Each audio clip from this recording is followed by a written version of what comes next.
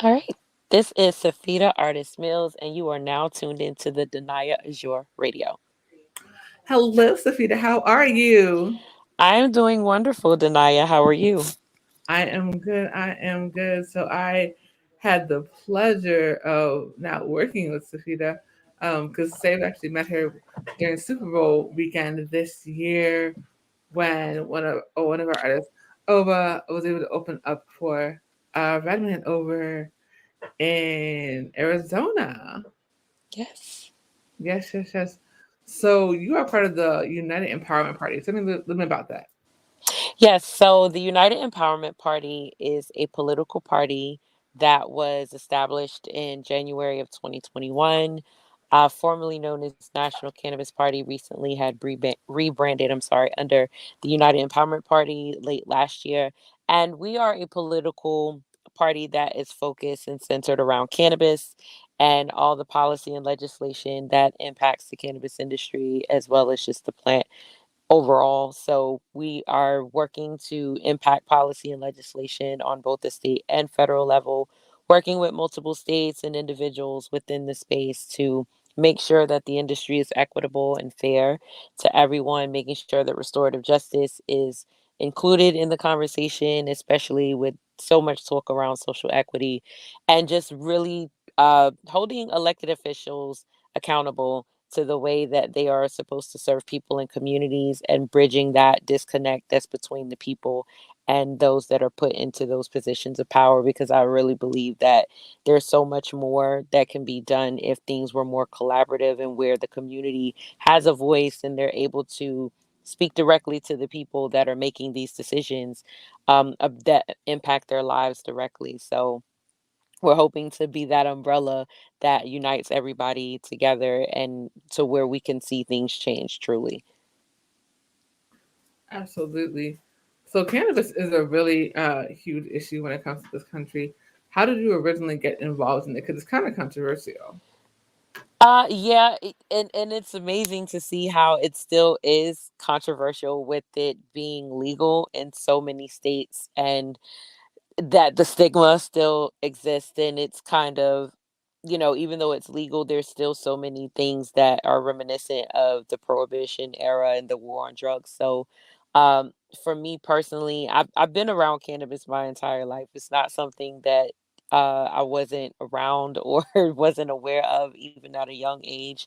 And being from New York, I was able to see firsthand how people were treated when it came to cannabis, just possession, even people that were just using it medicinally and just using it as a consumer, how they were treated like criminals. And seeing people go through that and being arrested and serving a ton of time for a plant, like, it just never made any sense to me, and there was always more that I wanted to learn about, you know that particular issue, as well as just why is it that a medicinal plant that does so much good for so many people for so many different reasons, why is it criminalized, why is it used as a weapon against specific groups of people and communities. So that is was the beginning of me wanting to definitely get into the industry. And I started out dealing on the technological side and making like working with disruptive technologies that impact from a compliance standpoint, and we're giving people more information and transparency in what they're using and putting in their body. And then I ended up having a very personal journey with cannabis, besides being a consumer myself, being able to utilize cannabis for my child. I have a daughter who's 5 now, and my daughter was born with a severe congenital heart disease, and she ended up having to have 2 open heart surgeries by the time she was 5 months old. And at 5 months is when she had a full heart transplant. So having to go through that process and understanding that she was going to have a pretty challenging recovery. And I was already in the industry, so I started to do a ton of research and found that the University of South Carolina had done a research study where cannabis was effective in reducing the likelihood of organ rejection. So just seeing that and understanding what my daughter would have to go through taking anti rejection medications, which suppresses the immune system, them so that she won't reject her heart. And that would just sent me on a journey of, okay, I'm going to do this. I'm going to figure out how to microdose my child so that I can improve her quality of life. And I started out with just CBD, and then I added CBG to her regimen, which she takes through tincture because of one of the things, well, several things that children who are born with cardiac issues have is not having an appetite. Developmentally, they may have issues, especially because of what she went through and how she had coded several times before she received her heart. And then also looking at the way that the medication would impact her when it comes to certain side effects and things of that nature, including the possibility of her developing cancer from the medication that she has to take. So, adding CBG in was something that would be really helpful in preventing cancer and giving her everything that she would need in order to be able to continue to thrive, which, of course, appetite was a big part of that. So, once I started microdosing my daughter, and I just noticed visible differences in her, just in her appetite and her behavior, her moods. Like there was so much that it did for her that really improved her quality of life. And so I've just been really pushing and advocating even more since then for there to be more pediatric access and more research and development to discover how cannabis can be utilized for children like my daughter and other children who are born with chronic illnesses where traditional pharmaceutical medication may not be helpful. Absolutely. And Sephida Artis knows is my guest here on Danaya Azure Radio. So, what was the reaction of the family when you explained to them what you were doing to heal your daughter? Uh, well, for me, it didn't matter. So, because as a mother, like I always tell people one thing that no one, I don't think anyone could ever look me in my eyes and tell me that they're willing to let their child die or suffer before they allow them to use something that can save their life or improve their life in any way. And so for me as a mother and just understanding what I know my child needed and just knowing that I didn't want her to continue to have to go down this path of constantly in and out of hospitals, you know, even for the simplest thing, like not eating or not eating well enough to where she could go and they would have to hospitalize her for failure to thrive because there were several children that did have that issue to where they had to go into the hospital just for them to maintain weight because they refused to eat, or they would have to have a G tube to where everything had to be fed to them through a tube. So I didn't want my daughter to go through that. And then I knew for me, I didn't think that cannabis was something that would be harmful for her. And I didn't look at it as something that should be that shocking, being that there are so many other moms that also made that decision when their children dealt with different illnesses, including people who have children that have seizures. So people were just, at first, they were just like, well, why would you do that? Why would you give, your, especially a child so young, cannabis? And it's like, well, let's look at pharmaceutical drugs and the side effects alone. And let's look at how some of these pharmaceutical drugs do not work. And when they don't work, it's just one prescription after another, and not trying to get to why it's not working and what the impact is of that on the body. And I just know from my own experiences, some of those side effects can be pretty nasty, and especially for a child. And I never saw my daughter have any type of adverse reaction or any kind of like cause for alarm whenever I gave her cannabis. So for me, it was like, regardless of what people felt about it, I knew that was what was best for her. And I also saw the difference in the way that even the doctors would look at my daughter and say, well, whatever you're doing, it's working, because of how well she thrived and just looking at how she was progressing compared to other children who were transplanted around the same time that she was. So it was a conscious decision. It was an educated decision because I made sure I did my homework and my research, but it was one that I had to make because I knew what was going to be best for her. And I encourage any other mom out there that's considering it to definitely do research and to find others that are already out here doing this kind of work and working with children, because there are pediatricians and doctors that are currently working with pediatric patients and utilizing cannabis. So there are other alternatives out there if there is traditional medicine that's not working, or where the side effects are so bad that they have to try to find another option, because that happens as well. Absolutely. So you guys just went over to DC a couple weeks ago, uh, Yes. to lobby. So what was that experience like? So yes, so we went on April 19th. We went to Federal Lobby Day, and it was a really great experience. It was very interesting to see so many people there for so many different reasons, so many different causes, and just to see the level of passion and people that were going to speak with some of these from some of the staff, because not you're not always able to get directly to the congressman or congresswoman that you're anticipating seeing, but even just being able to connect directly with their office and talk to them about, what it is that you're looking to do, or talking to them about, you know, policy and bills that you're interested in introducing, or working with them in creating legislation around a specific issue, and even seeing youth there. There were, I think there was two high schools. There were two groups. There were high school students, and I think one group also was a middle school students. And to see them like actively engaging and articulating, what their issue was, and what they needed, from these elected officials. It was amazing to see, and I think that those are things that are really important for people to learn more about and to become more involved, because I always say it doesn't stop once you vote someone into office.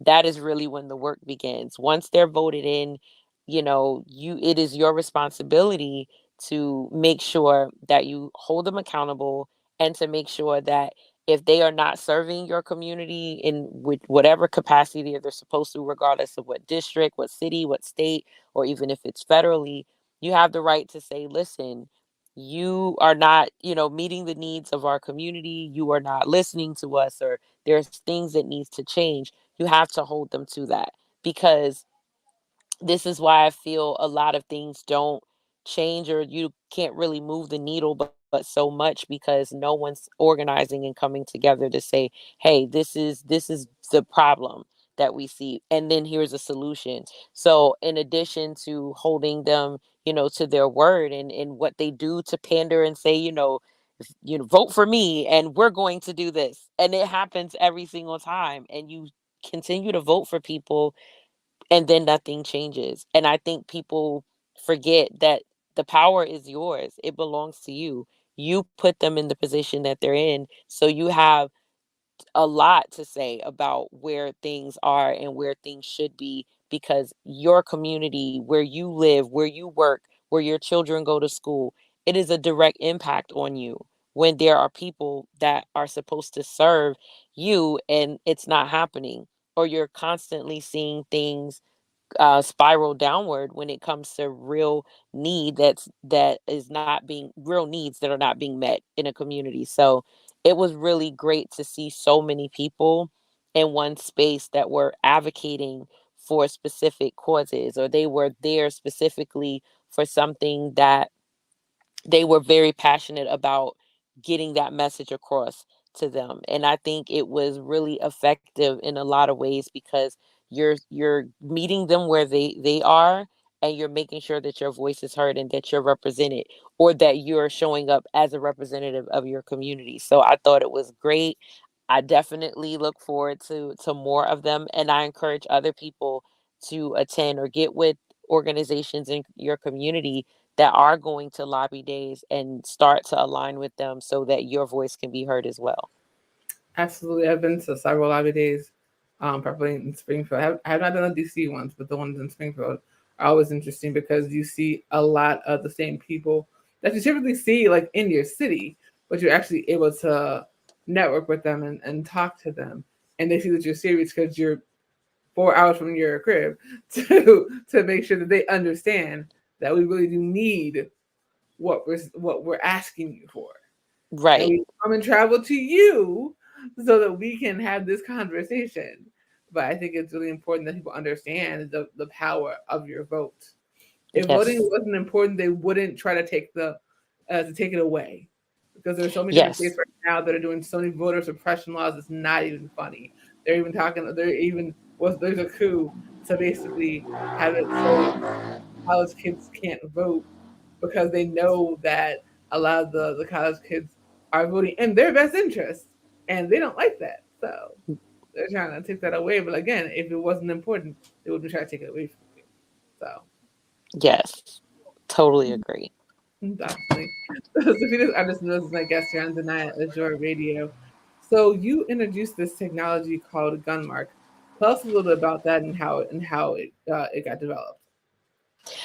Yes. So Gummark is powered by Birthmark technology, and it's blockchain based technology that also incorporates, Web3 and NFTs as well. So I know people hear a lot about that as of late, but the whole purpose behind Gunmark was the fact that when it comes to gun violence, we don't we don't really see anything that is preventative.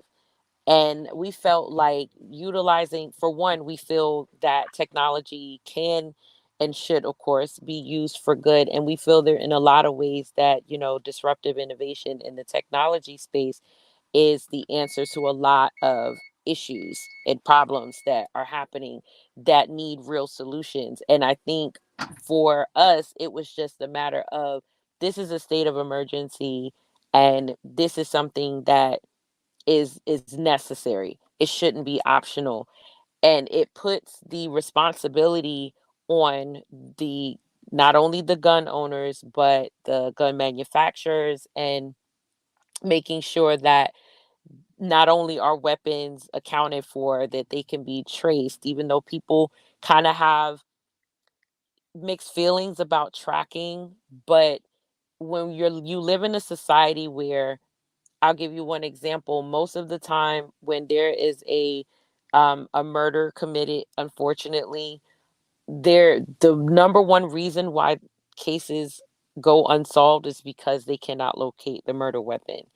And then you also have where there are accidental shootings where someone got access to a firearm that they should have never been able to get to. And then you also have instances where people may have their firearm stolen, say out of their vehicle or what have you. And if there is a crime committed with that firearm, now that person has to try to prove that they aren't responsible and that they have nothing to do with what happened. And so just looking at different scenarios like that from things that I've seen, things I've experienced personally, and just knowing, just having my own, two losses, where both individuals in my family were murdered, unfortunately. And so it hits really, really close to home for me. And what Gunmark does is it allows for there to be tracking, to where there you are IoT sensors that are embedded into the firearm, where you can track where that firearm is. QR coding that allows for providing a digital authentication for gun owners, to where they don't necessarily have to carry around a permit and prove that they own that firearm, as well as making sure that there is a platform where, let's say, in the event that someone has a firearm and they're within a certain, like, say they're within 10 feet of a school or whatever that, threshold is, where imagine if the school is able to be alerted in real time that there's a firearm in the area, or there's someone that is approaching that school with the firearm, not knowing what the intention is, not knowing that if that person is intending to come and, um sh- and shoot up the school, because it happens, a lot more often than we would have ever anticipated, which is insane to me. But if they were able to have time to lock down the school to where that person could not even get into the school to commit a mass shooting, imagine how many lives could have been saved right now. Imagine in a shopping center or in a church or any heavily populated area or even a government building, if they were able to have enough time to where they have that warning and they have an alert that comes on their phone or whatever device that says that there is a firearm in the area. And as long as that is they get to a certain point, then there that gives them time to shut everything down, therefore alleviating a situation that can cost plenty of people their lives. And then also thinking about, imagine if you have your firearm in a safe, or you have it somewhere where no one should have access to, but it just so happens that someone your safe is open, someone gets the firearm out and you're not aware of it, and you get an alert that your firearm is not where it's supposed to be located. Now that person has the opportunity to figure out what's going on and therefore even prevent an accidental shooting. So the premise of Gunmark is to prevent mass shootings, to prevent these situations from happening, because we feel that so much more needs to go into how can we prevent it, besides just okay the aftermath and what happens after the fact. So including when it comes to solving cases, and if someone's firearm is stolen and they're able to report that, now they have the opportunity to prove that if that firearm is used in the commission of a crime, they've already been eliminated as being responsible because they reported that firearm stolen, and now they can track where that firearm is and get that, retrieve it and get it back into the hands of its rightful owner. So there's a lot that goes into thinking about what that would mean in today's society when it comes to technology, and holding the gun manufacturers accountable to not only produce these types of firearms that has this technology, but even allowing whether it's corporate companies or organizations, or that want to even sponsor communities, neighborhoods, school districts, to where this technology could be used so that we don't have to continue to see, week after week where there's mass shootings. Because I just would have never imagined that our children would grow up in a world where they can't even go to school to learn because of the possibility of something like this happening. I couldn't imagine as a parent what that would feel like, getting that kind of a phone call. Like I don't even want to think about it, because I don't even know how you could even process that. And imagine just how many mothers and fathers and grandmothers and grandfathers and everyone else that has been devastated by these situations, what that was like for them. And I don't want that to continue. I don't want anyone to ever have to receive a phone call that says that your child school just had a mass shooting, or you some shopping center, like anywhere, it does not really matter, but just the fact that there are children that have died just going to school, that is something that is just, I can't wrap my mind around, especially being someone that has lost someone due to gun violence. So something has to be done, and we felt like, why not create something that is going to save people's lives, that's going to call for accountability and not demonize gun owners for being responsible gun owners. Because it's not just the issue of people owning guns, because people should be able to protect themselves, I believe, because I know plenty who have been in situations where they wish that they could have defended themselves in certain circumstances. So, if people are responsibly carrying and they are authorized, meaning they are licensed and they have permits to do so, why penalize them for being, responsible? It's in the event when someone isn't responsible that their rights to own a firearm should be taken away. But I just feel like it's not just simply about people having the right to bear arms. It's about what is being done with that firearm and getting it out of the hands of people who do use them in an unlawful manner. Absolutely. And I think I was going to ask you what was the biggest misconception when it comes to gun marketing. You already answered that question. You're not. It's not about trying to just take away weapons. It's about actually just promoting responsible gun ownership. And like you were saying, if someone gets their firearm stolen, and making sure that they're not held accountable for something that they didn't do. So, what would you say is the next step when it comes to this? I would say that the next steps are just getting the support uh, to implement something like this, because of course you're going to have, of course, the gun manufacturers involved. You're going to have, law enforcement involved, having, you know, state and federal elected officials to where they can really push for something like this being, mandatory, or it's something that becomes a standard in this country, especially with just what we're dealing with right now that doesn't seem to be slowing down at all. So everyone involved within the process just getting the support, as well as being able to even create piloted programs to where we can start in areas that are that are heavily hit by gun violence, as well as areas where they have had, multiple mass shootings, and trying to figure out the best way to roll it out to where it can become a standard across the country, and even, around other parts of the world. This is not something that's limited, of course, to the United States, but just speaking from what we've endured here in the past several years and how it continues to increase. So that would be the next steps. Awesome sauce. So we're headed to New York to come see you next week. Yes. So what can people expect when they come to the presentation regarding this issue? I think people can expect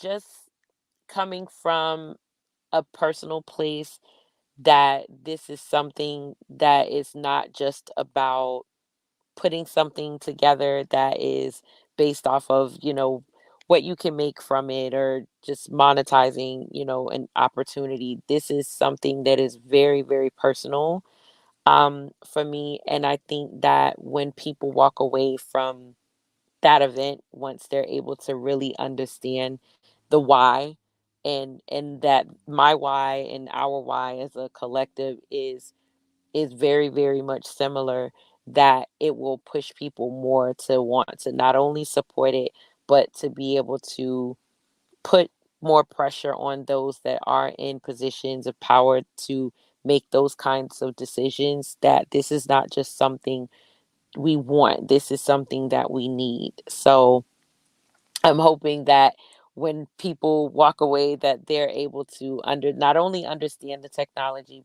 better and the importance of it, but what would be how they could be helpful in making sure that this is something that gets implemented wherever they are, because I know that there's so many that this touches, and even people who haven't been impacted personally, it doesn't have to happen to you for you to care.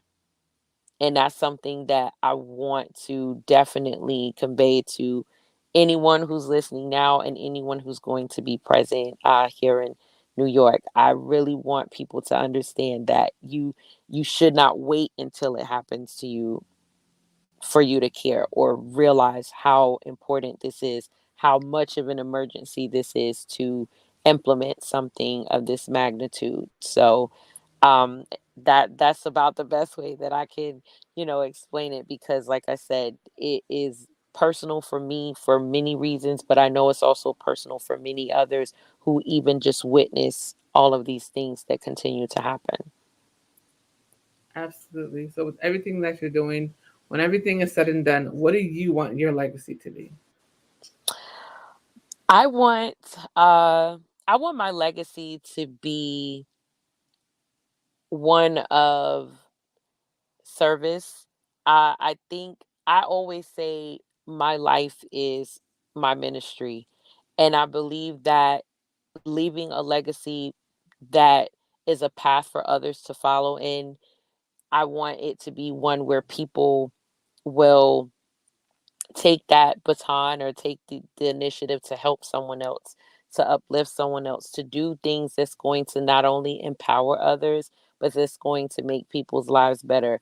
I want to leave here knowing that I help to make other people's lives better, and that I help people as much as I could and served in every capacity that I possibly could, because I believe that there's so much more good that can come in the world if we learn to just come from a heart of service, and how we can help each other, because I we don't have to always think about, you know, ourselves or our own personal thing, but understanding that it really does take a village. And I think if we start to pull that village together, then we all can create legacies that's going to continue to serve the next generation in a way to where it constantly pulls people up, and that it in a way that allows for community to be what it once was, because I think this is so much brokenness in community, and with so many things going on, it's really hard for people